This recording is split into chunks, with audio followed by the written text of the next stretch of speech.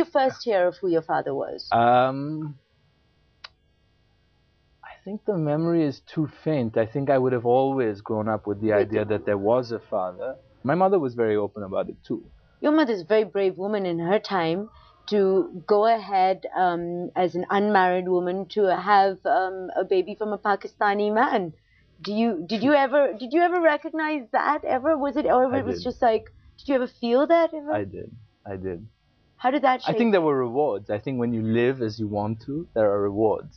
So I don't feel like it was in some way, she wasn't carrying a cross or anything. I think that she lived as she wanted to. But it is an act of courage.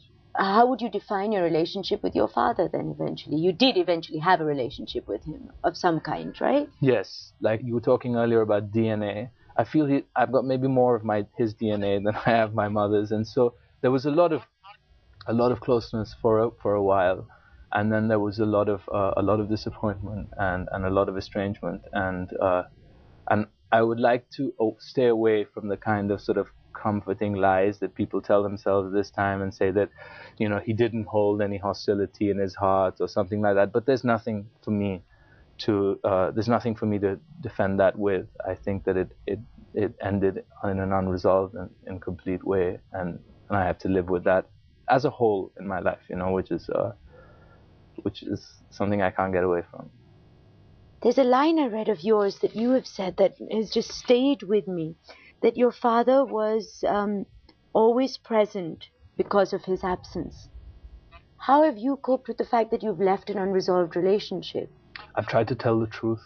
I've tried as much as possible not to fall into the kind of lies that seem to make things better, but then actually mislead you. I have a creative life, an imaginative life, and I'm lucky that some of the sort of emotion of that can feed in to there can be a creative release.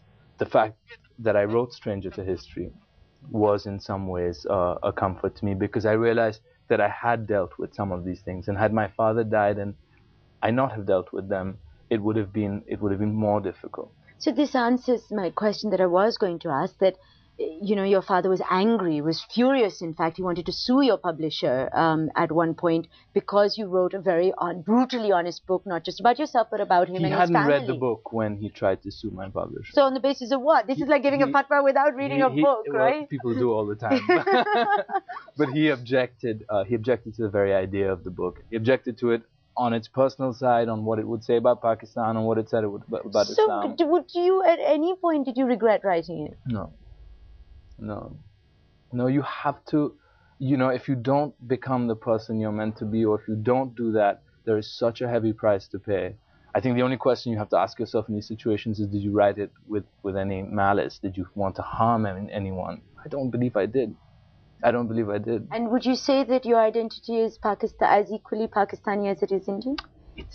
It's India in the undivided sense, which is it can so easily incorporate Pakistan. An idea like Pakistan withers. That I wish what you were saying was possible, but I just don't believe it ever will be. For Indians, it's an effortless idea. If you ask them whether the country from where the Ganga comes is their country, if they're in deepest South India, they know very well what India is. And that identity, the Pakistanis know. You don't have to be half Pakistani to go to Pakistan and feel it's your country. You could go, and you would also feel that these people are much closer to you than, say, the Iranians are just across the border. Of course, because culturally we are one and the same people. It's but that old moving on civilization from there, you did have a brief affair with a royal, not a brief affair. It was a 3-year relationship. Oh my God, it was a 3. Okay, I take it back. Are you in love at the moment? Do you have a partner? It's a desert. It's a desert. So how was it dating a royal? What was the best bit about dating a royal? I went swimming in Buckingham Palace, which was quite fun. But short of that, it was very normal. Did you meet the Queen? No, I think I met Prince Charles. I did meet Prince Charles. Are you invited to the Kate William wedding? No, it's not. We don't keep up that kind of closeness anymore. Damn, I was thinking of being your date. And on that note, thank you very much, Atish.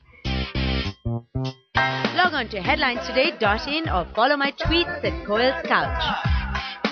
On the Couch with Koel.